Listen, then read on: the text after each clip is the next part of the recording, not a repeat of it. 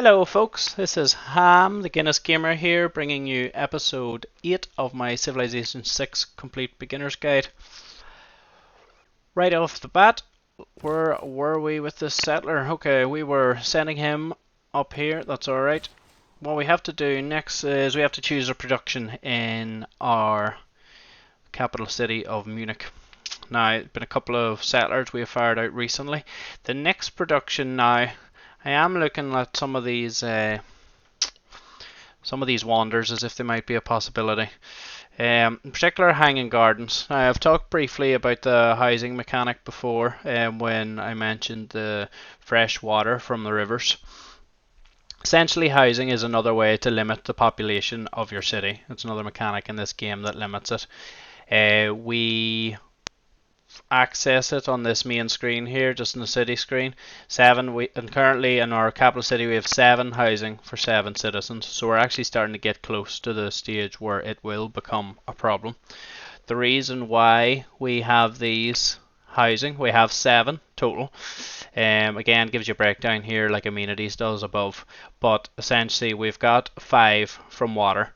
And what that is we have got 5 from building beside the freshwater. I've discussed that before. If Munich was built there, we wouldn't have that 5. We would have much less. I think we might only have 1 or 2 to start with. So it really limits your ability to grow the city if you don't have fresh water. Now later on we'll discover research and technologies that will unlock, we can build aqueducts and things like that that help limit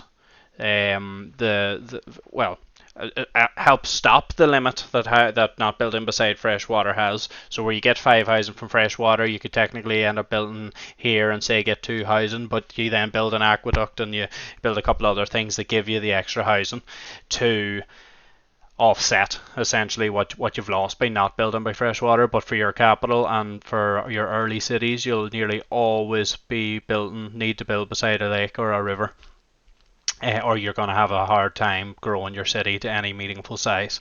So if we look at this, as I say, I'm currently 7 out of 7. If our city grows again, which is in 13 turns, it'll grow the next time, then we will have a housing problem. And if you look here, it says population growth rate slowed by 75%. Now, that is actually in effect now. That's why it's showing it. That we are at 7 out of 7, so it's already limiting me to get up to the next level. So what I'm going to do, one of the first things to increase housing is build the granary. I mentioned earlier about the granary giving you food, but it also gives you housing. So this is helping me actually make the decision of what the next thing is I'm going to build. I was originally thinking of hanging gardens.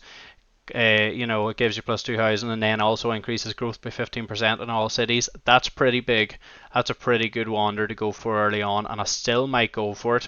But the granny's only 3 turns. It'll give me the extra food and extra 2 housing. That will stop this 75% limit, and then hopefully the growth will be a lot quicker. So I'm going to go ahead and that, and we'll see growth in 13 turns.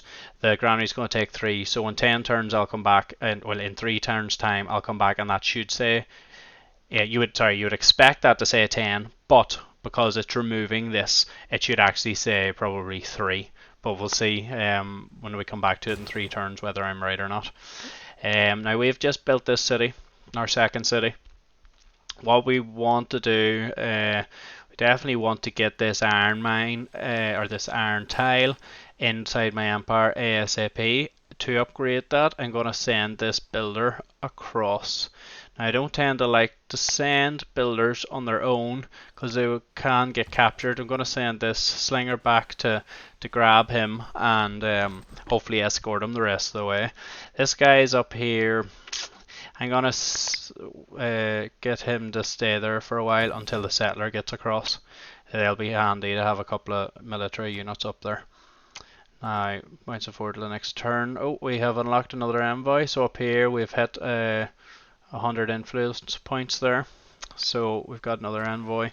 We can send him I'm going to send him to Mexico City because Mexico is a production city. So if you look at this industrial and you look at the gears here, they're showing that that's a production city, whereas Kumasi is a culture city Akkad is a military city, Zanzibar is a gold city, a commerce city. So you get used to all these wee icons and the colours of them, but that's any production cities, they're all orange, any culture cities are all pink, etc., etc. So I'm going to go for Mexico with this, mainly because just to get the bonuses for production ASAP, and that will help me push forward towards the rest of the game. Now, okay, this guy, that's excellent. What's this? This is a scout, so I'm going to send him at him. And as I thought, then yes, there is a barb encampment here. So I'm going to use my warriors just to keep these guys at bay until my slinger is able to bring my worker, my builder here, around onto the... Well, I'll bring him into the city first of all.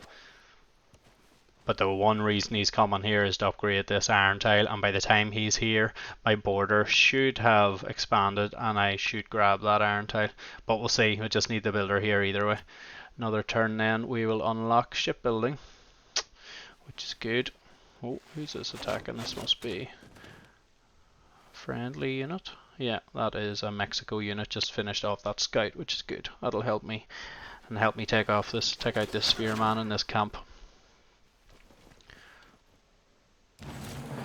What have we done?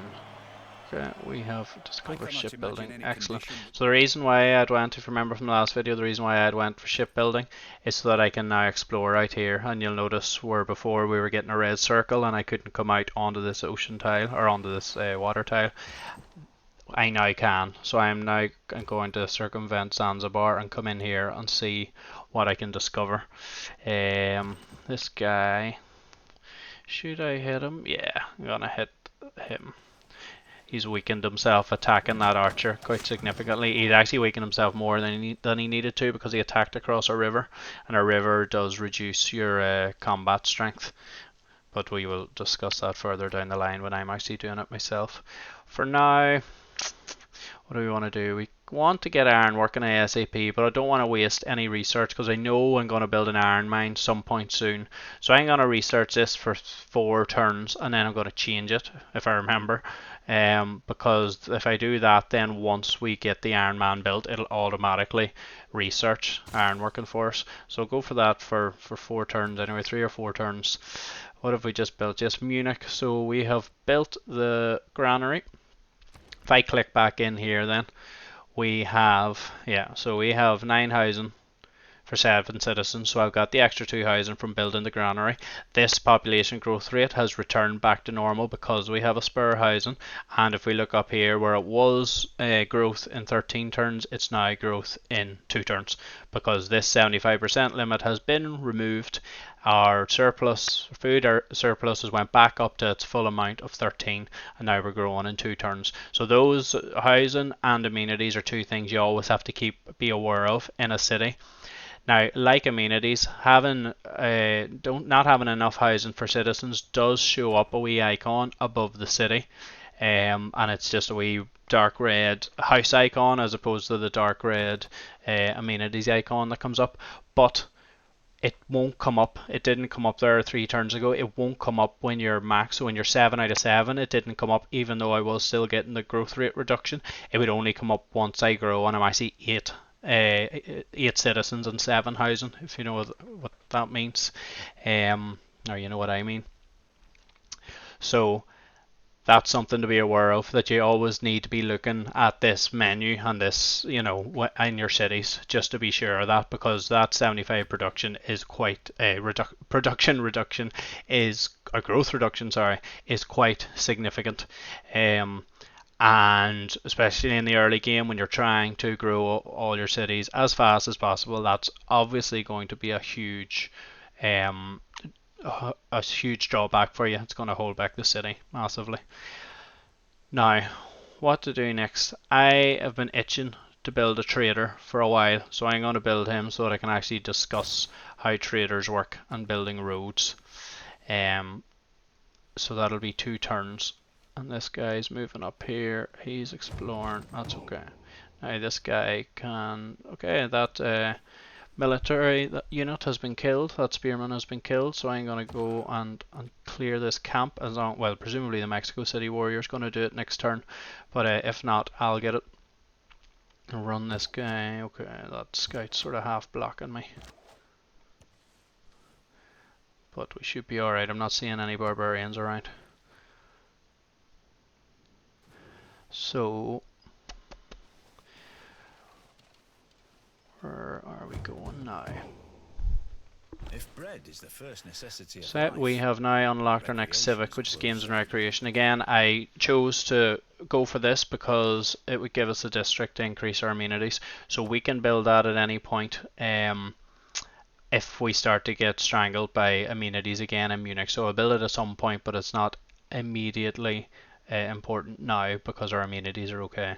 Now what is on the screen now? This is our trader that has been produced. What this allows us to do is allows us to create a trade route, make a trade route with any of these 4 cities. It's only these 4 cities: Zanzibar, Kumasi, because Akkad, and Frankfurt, because we've discovered these 4 cities. We can't quite get to Mexico yet, but we will be able to later on. For now, and it's so you create a trade route, and for every turn that your trader is out, and it takes 1 turn for him to move 1 tile. So if I go to Kumasi, I said this in the last 1, 2, 3, 4, 5, 6, 7, 8. It would take him 8 turns to get to Kumasi and 8 turns to get back, and then that's the trade route completed. And then once he does that, you can then choose another trade route. You can go to the same city again if you want, or you can go to a different one. For each of those turns that trade route is active, you're getting these bonuses, and in your city. So what's this saying from districts? Yeah. So if my trader is in Munich, he's starting from Munich, then all these benefits are going to go to Munich. I could move him. I could click down here, transfer to another city, and I could start him in Frankfurt, and I could run him towards Munich. And then we potentially get some better bonuses because Munich's a better city than any of these. Now that might be worth doing. If I'm looking to expand, I'm going to do that just to show it. Transfer to another city and transfer them to Frankfurt, and then next turn I will be able to choose the trade route back to Munich. For now I'm going to go for combat defensive tactics.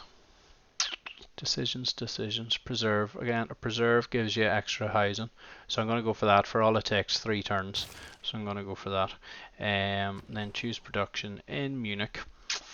Thought about building another trader, but there's a limit to the trade routes that you can have, and you can increase this with time. But for now we only have 1, so once we actually get that trader up and trading, we'll not be able to produce anymore. But instead of a trader, then I'm gonna, or it says it's actually it shows that he's blocked out because we have 1 already. He doesn't have to be trading. I'm gonna build hanging gardens because that growth rate in other cities is difficult to ignore. Now where to build it, I don't really want to build it in any of these tiles because we're getting extra science in these tiles if we ever work them, so I don't want to waste it. What I'm going to go is I'm going to buy this tile. I'm going to use this one because it's only 1 food, 2 production. It's not amazing. Now there are certain prerequisites for placing World Wonders, and it showed there before I placed that it had to be placed beside a river, so that's why I only had the choice of these. It also has to be within the boundaries of this city, so that's why I'm going for there. All sorts of wonders.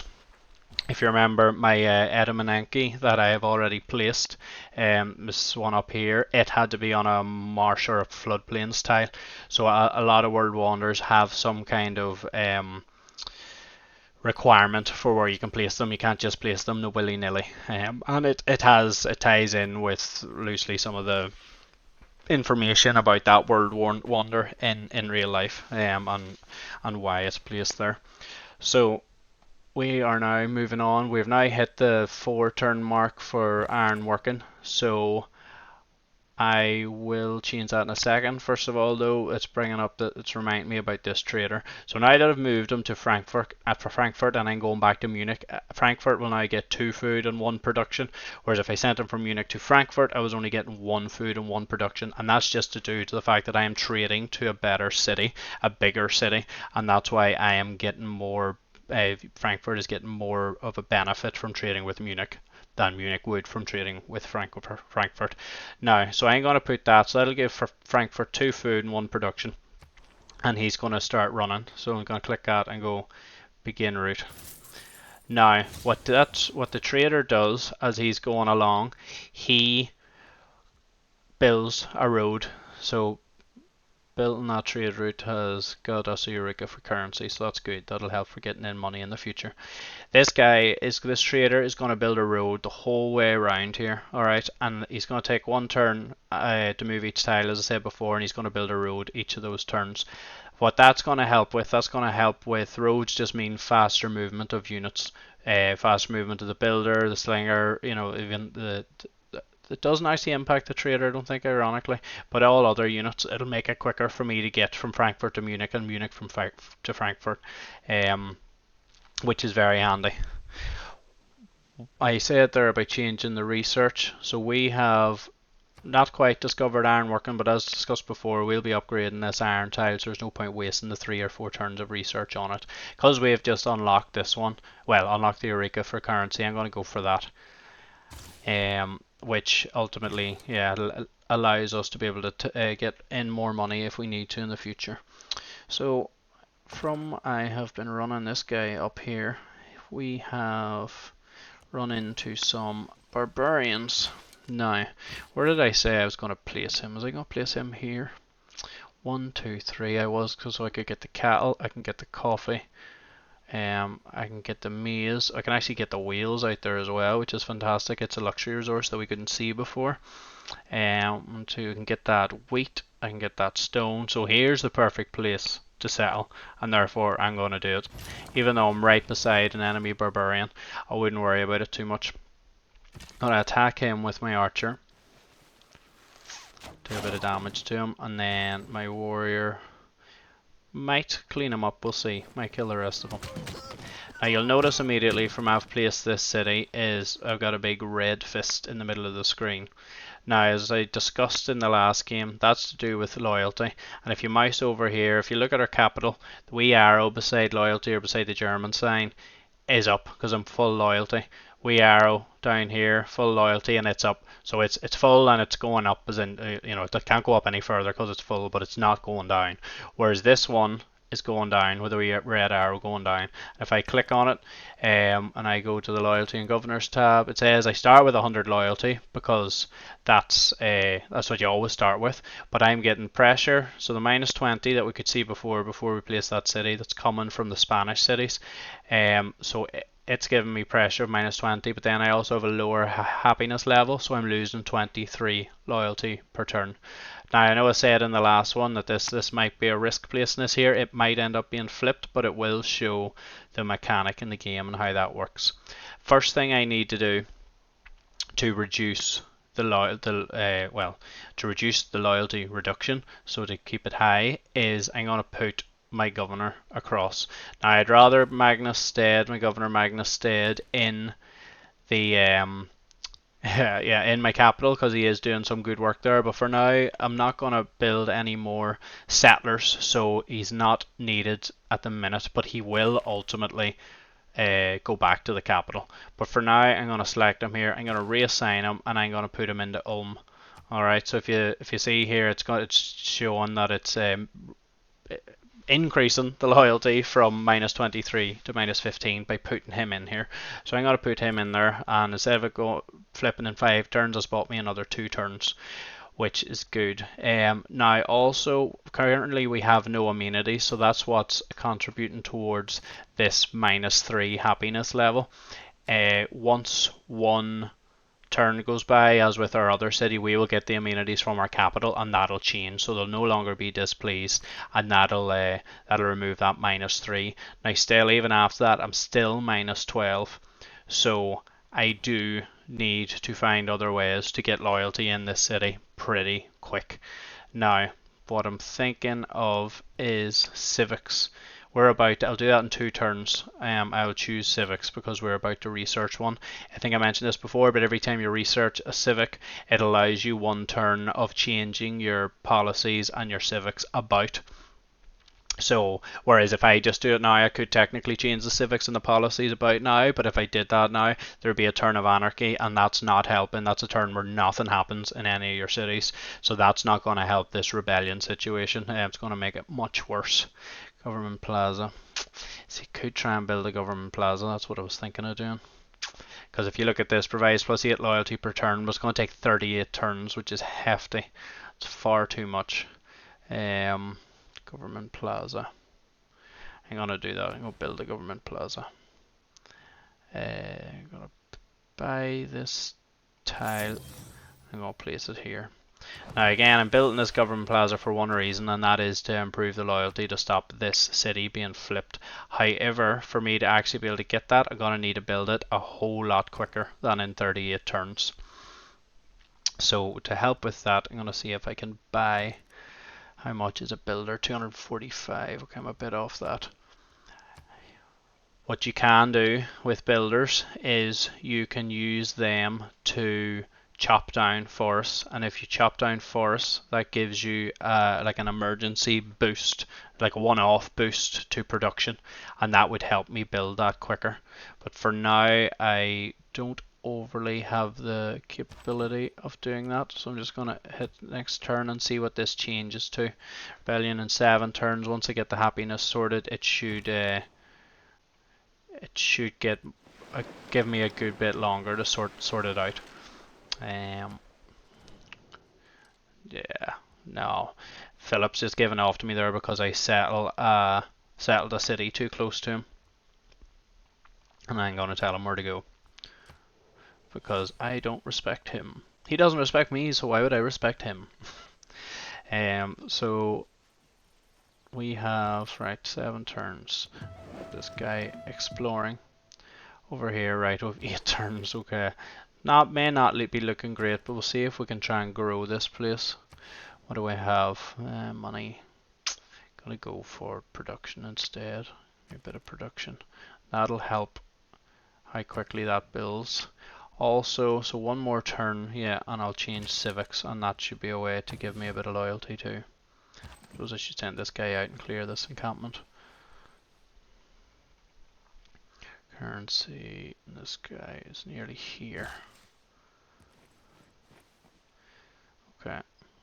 How soon? Frankfurt should be extending fairly quickly, extending its borders, and I should then be able to get this iron resource. If not, I would buy it, but I'm looking at my northernmost city, Ulm, at the minute, and thinking I need to sort out that loyalty problem. Right, so now that we have unlocked mysticism, we can change policies. And I'm going to go in here and I'm going to look at these policies. Might even end up changing government. What we have. Do we have anything that helps with loyalty? No. We don't. So I will have to research or get a better civic for that. So for now, there's not much I can do about the loyalty issue. This guy can come around here and maybe steal this tribal village. That'd be nice. He can heal. Now I can choose a civic. Let's see if we can choose one that will unlock some loyalty maybe. Loyalty, nothing. City strength. There's not I won governor title, but I'll go for that anyway. I haven't massively planned ahead for this, I'm not gonna lie, but I'm gonna see if I can try everything I can to try and help this loyalty problem. And as I said before, if the city flips, so be it. At least it'll show you what not to do. So we have just got our 3rd envoy in Mexico. So I've discussed city-states and envoys before, but if you look at Mexico here, now that we've got our 3rd, we've just unlocked this next bonus, which gives us extra production if you have a factory. None of this is actually relevant yet, but I will have factories at some point, and I will be using them. So it is worth having that city-state there, or being suzerain of that city-state, Mexico. And we have discovered somebody else. Who's this? Lady Six Sky. Maybe I'll be nice to her, who knows. She seems fairly friendly to me. It is an honor to meet you. We would love to sample your hospitality. So now she has told us where her city is, which is interesting because that doesn't appear to be her capital. But yes, she's told us where that city is, and she now knows where our city is as well, and that's what exchanging, being nice at that we exchange there was about, and I will discuss relations with other civs in greater detail in the future. But essentially, it's how you decide to start off your relationship with them does impact what happens further down the line. But as I say, in greater detail later on. For now, where will I send this slinger? He's going to come back to Munich just to protect it. We are at 25 minutes here, so I think I'm going to cut this video off here. It's just a natural pause in the game before hitting next turn, and the few things that might happen in the next couple of turns.